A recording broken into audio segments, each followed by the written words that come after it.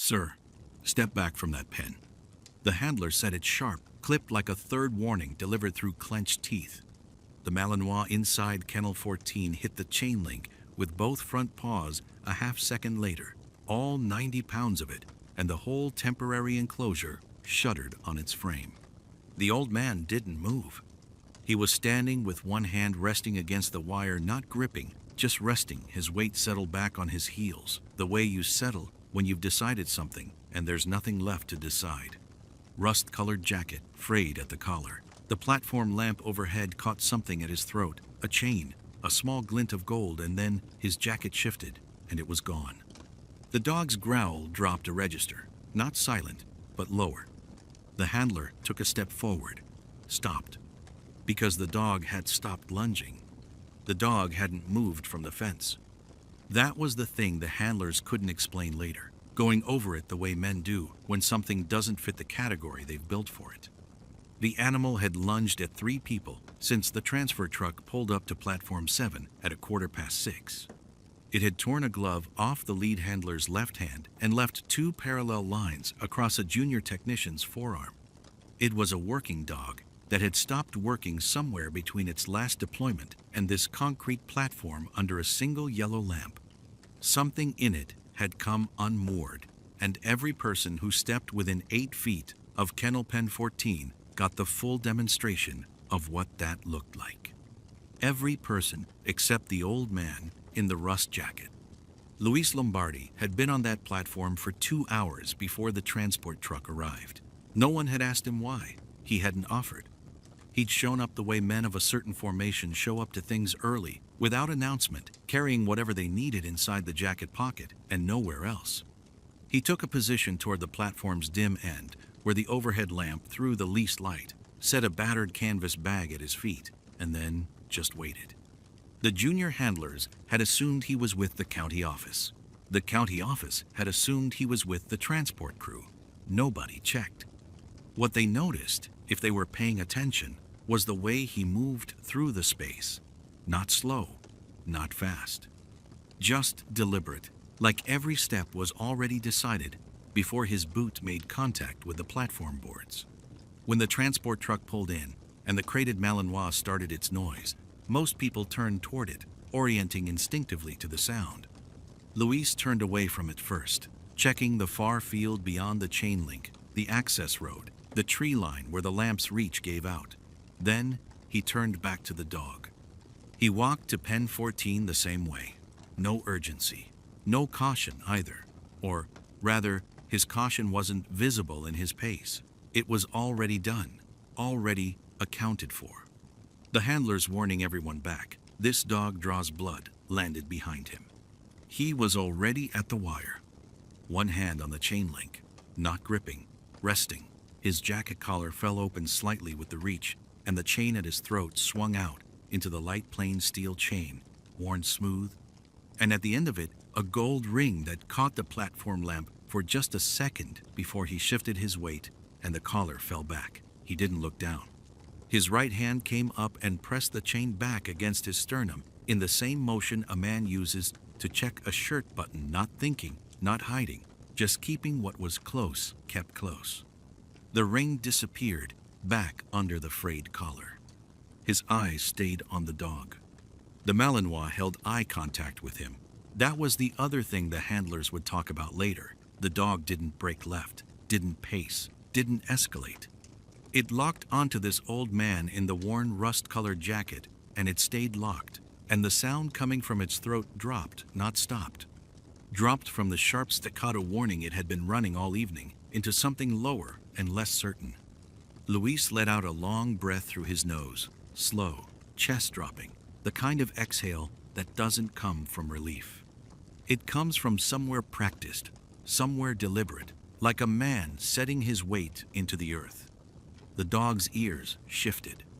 Behind Luis, 20 feet back, a man in a county extension service vest stood with his arms folded and a mouth that was already forming. The question he'd been carrying since his truck pulled into the lot and he'd spotted the rust-colored jacket standing, alone at the platform's unlit end. His name was Everett Carmichael. He had his father's jaw, and none of his father's quiet. He hadn't spoken yet. He was building toward it.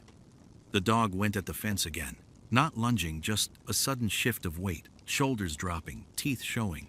The youngest handler flinched back 3 steps without meaning to. The one in the green vest muttered something and checked the latch on pen 14 for the 4th time in 20 minutes. Luis didn't move. He had his attention fixed on the dog's shoulders. Not its eyes, not its teeth, the shoulders, the way the animal's weight was distributed across its front legs, the angle of its spine above the haunches. Anyone watching Luis might have thought he was bored. His free hand hung at his side. The other rested on the chain link, without pressure. He took a long breath in through his nose and let it out slow, and the breath was so controlled, so deliberately unhurried, that the handler in the green vest actually paused and looked at him. Luis didn't notice. He kept his eyes on the dog. The Malinois, a male, dark-masked, maybe 6 years old by the wear on his movements, paced the width of the pen and came back to the corner nearest Luis and stopped there. Its ears were forward. The growl had dropped lower, become something closer to a sustained vibration than a sound. Vicente Whitfield had come in off the platform road about 3 minutes earlier.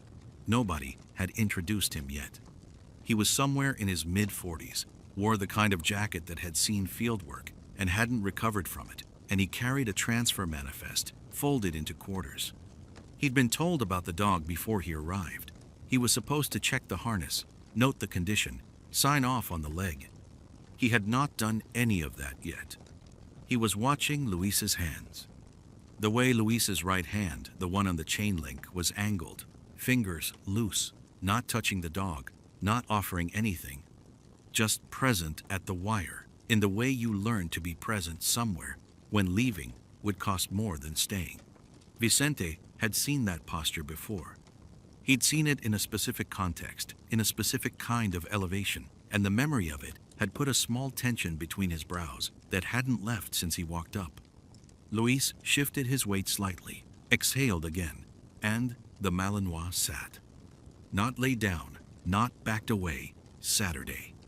Right there in the corner of the pen, 3 feet from the wire, and looked at Luis with something that was no longer aggression. The handler in the green vest said, "What did you just?" He's reading it wrong," Luis said. His voice was unhurried, pitched low. Too much direct eye contact, too fast. Dog reads that as challenge. You got to let him decide you're not a threat before you tell him anything. Note. The handler stared at him. That dog put a man's hand through a gate at the last stop. "I believe you," Luis said. He wasn't being dismissive. He was just done with that part of the conversation. Vicente hadn't moved. He was motionless, attentive. His eyes had gone from Luis's hands to the collar of the rust-colored jacket, where the frayed edge had folded back just enough to show a small embroidered patch on the inner facing, faded. Dark stitching on olive backing. Vicente's jaw tightened, then released. He looked at the manifest in his hands, and then back at the patch, and then at Luis's profile, the economy of the man's posture, the way he occupied exactly the space required, and not a centimeter more. Everett Carmichael stood back by the platform lamp, with his arms folded, watching his father with an expression that had started as contempt and was now something harder to name. He didn't know what Vicente was seeing. He didn't know what the handlers were now slowly, quietly repositioning themselves to be nearer to. He just knew the dog had sat down, and he couldn't explain it. "Dad, you didn't need to come. This is handled." Everett's voice carried across the platform with the particular flatness of someone who had rehearsed the sentence on the drive over. Not cruel, managed. The tone of a county official who had learned to deliver bad news to farmers without leaving room for argument. Luis didn't turn immediately. He finished watching the Malinois settle the dog's ribcage, rising and falling, now in something closer to rest than alarm.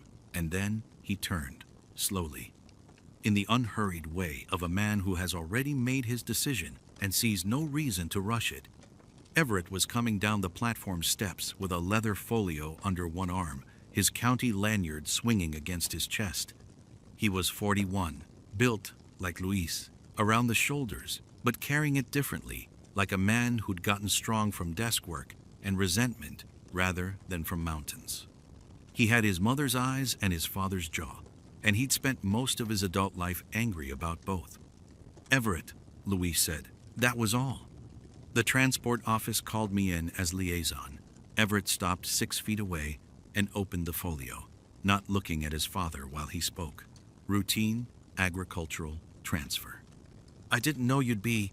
He glanced up. "Why are you here?" "Asked to be," Luis said. "By who?" Luis nodded toward Vicente Whitfield, who had drifted closer to the kennel pen and was now leaning on a post with his arms folded, watching the exchange with the steady focus of a man who can already tell it's about to matter. Everett looked at Vicente, looked back at Luis, and whatever softening had been possible in that moment closed back over like ice refreezing. "Right," Everett said. He went back to the folio. "Well, the transfer is moving forward. The dog's flagged as a behavioral risk. If we can't get it crated in the next 40 minutes, the whole transit schedule gets pushed and we're looking at a liability hold." He said it like a man reading a sentence he'd already decided was final. "We have handlers here. It's covered." Luis looked over at pen 14. The Malinois was watching him from across the yard with that flat, total attention that a dog gives only to someone it has already sorted into a specific category, not threat, not stranger, something older than either. "You drove 2 hours," Everett said. Not a question, not gratitude either. "Yes."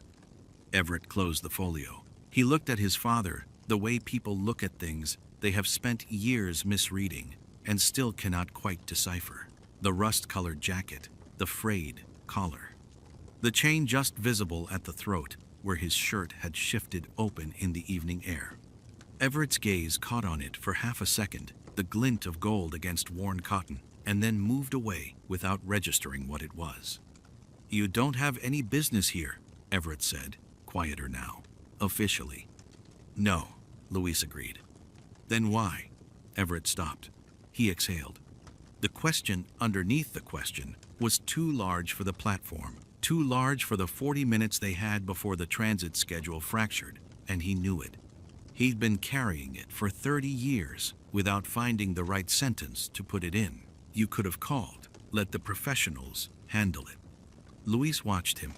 His breathing had slowed that long, visible exhale that seemed to pull the air around him into something quieter. He said nothing for a moment. Then, "Thought you might be here." Everett opened his mouth, closed it. Whatever he'd prepared for, it wasn't that. Not simplicity. Not the admission that his father had driven 2 hours not for the dog, but because he knew his son's name was on the transfer manifest and chose to come anyway. He turned back to his folio. His jaw was tight. Vicente Whitfield said nothing. He was looking at Luis's collar again, at the faded patch above the frayed lapel, and his expression had changed into something careful and quiet. Everett didn't look up from his folio when he spoke again. That was deliberate. Luis had noticed that about his son a long time ago, the way Everett delivered difficult things sideways, addressing the air just left of your face, as if the conversation were already over, and he was simply filing the record of it. "The assessors submitted their protocol 3 days ago," Everett said. "Certified handlers only. No observers inside the perimeter during active transfer." Luis said nothing. "I'm not trying to make this uncomfortable," Everett turned the page. "I'm telling you the parameters, which is more than anyone told me before you showed up." One of the younger handlers shifted his weight, sensing something he couldn't name. The Malinois had moved to the far corner of the pen, still watching Luis through the fence, not pacing anymore, which was itself strange enough that the lead handler had glanced over twice in the last minute. Everett finally looked up. There was something rehearsed in his eyes, a kind of injury he had organized and filed. "You know what the pattern is, Dad? The pattern is showing up to things unannounced and expecting the room to rearrange itself. Every field rotation, every reassignment. No notice, No explanation? Just gone, and then back again, like nothing accumulated while you were away. He said it evenly, the way you say a thing you've said to yourself 100 times in private. Showing up here to watch a dog transfer isn't different. It's the same impulse. Luis let the exhale come slow. His chest dropped, and the surrounding sounds, the distant rail approach signal, the wind working through the grass beyond the platform edge, seemed to settle a register lower, the way sound does when the person absorbing it stops pushing back against it. He didn't answer. That was the thing Everett had never learned to read. The silence wasn't absence, it was wait. It was a man who had spent years in terrain where speaking at the wrong moment cost lives, and who had never fully unlearned that economy once he came home. The silence sat there between them, solid and patient, while Everett's certainty filled the space around it and found no purchase. "The dog isn't your problem," Everett said. His voice had gone a degree quieter, which sometimes meant he was pulling back, and sometimes meant the opposite. "None of this is your problem. I don't know why you came." Across the platform, Vicente Whitfield had crouched. He wasn't crouching at anything dramatic, no emergency, no spilled equipment. He had simply lowered himself until his eye line was level with the collar of Luis's worn jacket, where the fabric had shifted open near the shoulder, and was looking at something just above the frayed lapel, with the particular focus of a man who has just seen a word in a foreign language he thought no one else in the room spoke. The faded patch was small, smaller than a playing card. The emblem on it had been subjected to altitude, to weather, to 30 years of canvas compression, and was no longer bold in any obvious way. It required knowing what you were looking for. Vicente's lips moved once, not speech, just the silent shape of letters being confirmed. He straightened slowly. His hands dropped to his sides. He looked at Luis's profile, the unhurried set of the jaw, the weight distributed through the hips rather than the shoulders, the hands still resting open against the chain link, and whatever question had been forming behind his eyes resolved into something else. Not a question anymore, a recognition. He said nothing yet, but he had stopped looking at Luis the way the others were looking at Luis. The Malinois lowered its head an inch, not submission, just acknowledgement, the way a dog does when it has decided, on terms no one else in the room understands, that the nearest person is known. Absence is absence, Luis. Everett had that tone, the one he'd been working up to since he walked onto the platform, low and measured. The voice of a man who had rehearsed his grievances so many times they'd gone smooth at the edges. Whatever name you put on it, whatever uniform. You weren't there, and I was, and a word for that exists, and it isn't. The kennel pen erupted. Not a bark, something harder than that. The Malinois hit the chain-link door with its full weight, and the pen rocked back on its legs, the metal frame shrieking against the concrete platform. And both remaining handlers went sideways in an instant, one of them catching the fence post to keep from going down, the other just stepping back until the dark swallowed him. The overhead lamp swung from the shockwave of it, throwing light and shadow across the platform in slow arcs.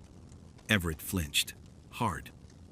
One step back, one hand up, the words gone out of him like a light switched off. Silence. Not quite silence, the lamp still swinging, the dog's breath fast and shallow, coming through the chain link in small white clouds in the cold air. And then Luis moved. No announcement, no change of expression. He took 3 steps toward the kennel, unhurried, the way he'd crossed every inch of this platform since he arrived, and he placed his hand on the chain link door, not gripping it, just resting it there, the same way he'd rested his hand on the fence earlier. The Malinois was chest high to him through the door. It was still forward. Every muscle in its body was loaded, and then it breathed out one long, slow exhale, and its front legs went down. Not to the floor, just down. The difference between a weapon cocked and a weapon made safe.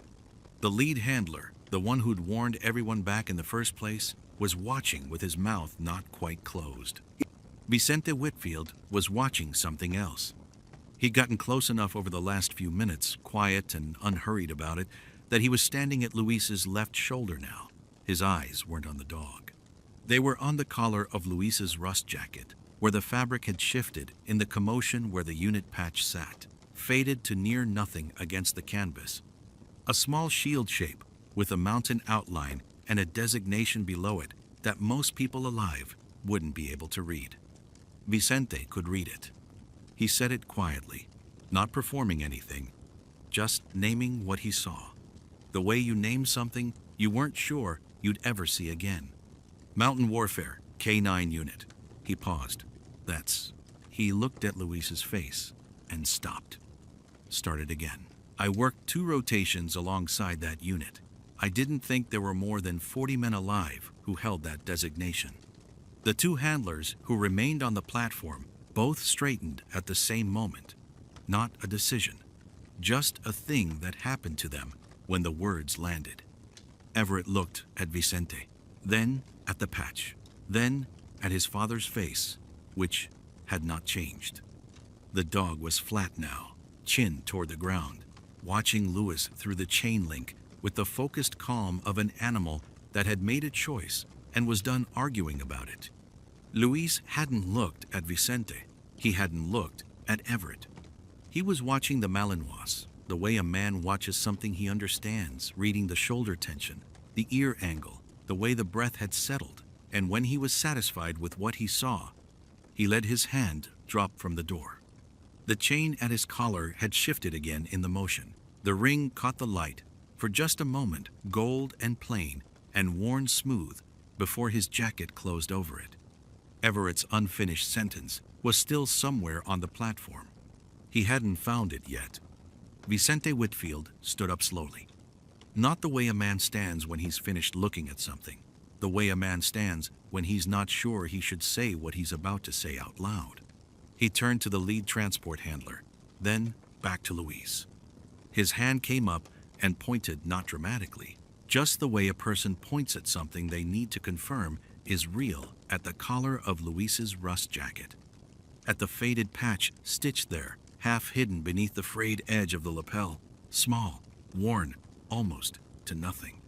Green field, a mountain silhouette, a dog's head in profile, and below it, an 8-character designation that most people in the military had never seen in print. That's a 53rd Mountain K9 patch, Vicente said. Quiet words. Platform quiet words. The kind that carry farther than they should in open air. The 2 military handlers, who had been catching their breath near the equipment cases, neither one said anything. They just came vertical. Not a brace, not a salute. Just a slow, involuntary straightening, the way the spine makes a decision the mind hasn't caught up to yet. One of them looked at the other. The other was looking at Luis. Everett said, "What's a 53rd Mountain?" Nobody answered him. Luis hadn't moved. His hand was still resting on the chain link open palm, 2 fingers lightly against the wire, and his breathing had done that thing again. The long, controlled drop in the chest that seemed to pull the temperature down with it. He wasn't watching Vicente. He wasn't watching the handlers. He was watching the dog. The Malinois was flat on the kennel floor. Head down, weight forward on its elbows, ears soft. It had been a coiled thing 10 minutes ago, muscle and wire, and years of forward operating tension with nowhere to put it. Now it pressed its nose to the gap at the base of the kennel door and pushed it through the chain link toward the edge of Luis's fingers. Not lunging, not testing, just reaching. Luis let the back of 2 fingers graze the dog's muzzle, barely contact. The dog exhaled, a long, shuddering breath that dropped its whole rib cage and stayed. Vicente turned to Everett. He wasn't explaining exactly. He was just talking because the silence had weight and someone had to move it. The 53rd Mountain K9 were high-altitude forward handlers, worked in conditions most units never trained for. Elevations where radio fails, where air support can't reach, where you and the dog are it. He paused. They were deactivated. Before the roster went public, Everett looked at his father, at the frayed collar, at the patch, at the dog, with its nose against Luis's fingers. I didn't. He stopped. Started again. You never said anything about a mountain unit. Luis said nothing. He didn't turn around. He kept his eyes on the dog, on the angle of its ears, on the slow rise and fall that had replaced the rigid coil. His free hand moved to the chain at his collar, not pulling the ring out, just touching the chain through the jacket fabric. A check. The way you check something you carry long enough that the checking becomes part of breathing. One of the handlers behind them said something low and careful to the other, and then both of them were very busy looking at their equipment cases, giving the space. Everett's mouth was slightly open. He was still holding his paperwork. The platform lamp overhead cast the pen in a flat yellow circle, and inside that circle, a retired military working dog was pressed against the chain link, like it had been trying to get back to something it recognized, and had finally found it on a rural platform in the middle of nothing at all. The lead handler, a younger man named Rourke, who had the build of someone used to working large dogs and the expression of someone having the worst afternoon of his career, pushed off the fence and looked at Luis directly for the first time. The harness clip is seized, he said. Left buckle, retention ring. Something bent in it during the last transfer. I can't clear it from outside the pen, and I can't get inside without her coming off the floor. Luis turned from the dog. He looked at Rourke. Show me. Rourke stepped closer and pulled out his phone, a photo from the previous kennel station. The clip was a standard military-issue quick release, the kind rated for fast extraction under load, except the retention ring had been forced and the locking sleeve had cammed sideways into the housing. Jammed under tension. The more you pulled, the tighter it bound. We tried a straight pull, Rourke said. Nearly got Martinez bit doing it. The dog doesn't like hands near that side, and the clip is right at her shoulder. Luis looked at the photo for 3 seconds. Then he handed the phone back. You've been pulling against the cam, Luis said. You need a friction redirect. Take the tension off the sleeve before you drive the housing back. Rourke blinked. We don't have rigging equipment on the platform. You don't need it. Luis crouched and unthreaded the short length of braided cord. He kept looped through one of his jacket buttonholes. It was worn thin at the midpoint, faded to a color that had stopped being any color in particular. He held it up so Rourke could see, then stood, crossed to the pen gate, and waited. Rourke looked at the other handlers. Nobody moved to stop him. The gate swung inward. The Malinois was already watching Luis from the floor. Her head was low, chin nearly touching the ground, eyes tracking every step he took into the pen. Her breathing was visible in the cold air, short and fast, but she did not rise. Luis moved to her left, to the side of the seized clip, in a long, unhurried arc that kept his body angle open and his hands below his own waist. No direct approach, no eye contact held. He let her nose find his knuckles first. The back of his hand presented low and slow. She sniffed once. Her ears moved. He lowered himself to one knee beside her shoulder. The cord went around the retention ring in a single loop, not tight, just redirected then across the back of his thumb and 2 fingers, so the tension vector ran lateral instead of straight. His other hand found the housing. He exhaled once, long and controlled, chest dropping slow. The dog's breathing slowed with it. Then he drove the housing forward, while the cord bled the cam tension sideways and the locking sleeve unseated with a quiet mechanical click that no one 10 feet away would have heard. He lifted his hands clear, both of them, outside the bite arc the whole time. The dog put her chin back on the concrete. Rourke was at the pen gate, one hand gripping the frame. He let out a breath like he'd been holding it since the afternoon. Behind him, the other handlers traded a look that needed no translation. Luis untied the cord from the retention ring, coiled it twice around his fingers, and looped it back through the buttonhole. He gave the Malinois one slow pass along her flank, not a pat, not affection exactly, just contact, the way you tell something. It's been seen, then stood. He walked to the gate. His weight came off that knee without hurry. Everett was on the other side of the fence. He hadn't moved in 2 minutes. The paperwork was at his side now, not up, not official, just held, like he'd forgotten it was there. Everett didn't say anything for a moment. He was looking at Luis through the chain link, like he was trying to place a face he'd seen in a photograph years ago and couldn't quite match to the man in front of him. "You still have it," Everett said finally. Not an accusation, not quite a question. Luis glanced down at his collar. The chain had shifted when he'd worked the harness, and the ring had come free of the jacket's neckline, catching the platform lamp overhead, small and gold and plain. Nothing remarkable about it except where it hung. "I have it," Luis said. Everett set the paperwork on the platform rail, both hands free now. "You never wore it. Not once that I saw. Not at the table, not at school pickups, not at the..." He stopped. Recalibrated. "I thought that meant something. About what you thought of her." Luis looked at him. His chest dropped into one of those long, controlled exhales, the kind that seemed to borrow time from somewhere else. "Your mother gave it to me on a chain the third deployment," he said. "I'd come back the second time with my hands in worse shape, rigging work. Cold weather does things to the joints. She was afraid I'd pull it off in the field and lose it. Said a ring on a chain is still a ring." He paused. "Said a ring belongs near the heart if it can't stay on the hand." The dog shifted behind him in the pen. Nothing alarmed, just settling weight. "I told her I'd wear it however she wanted," Luis continued. "She put it on the chain herself. Said, keep it close. Said she'd know." He turned the ring once, slowly, the way a man handles something he does not want to damage. "I never took it off. Not once. Not in 30 years. Everett's jaw worked. He looked at the ring, then away, out across the dark open fields where the last of the evening had gone gray and flat. A freight light was moving somewhere far down the line. Slow. Still 2 or 3 stations out. "She never told me that," he said. Quiet now, the administrative authority entirely gone. "No," Luis said. "She didn't tell a lot of people." "Why didn't you?"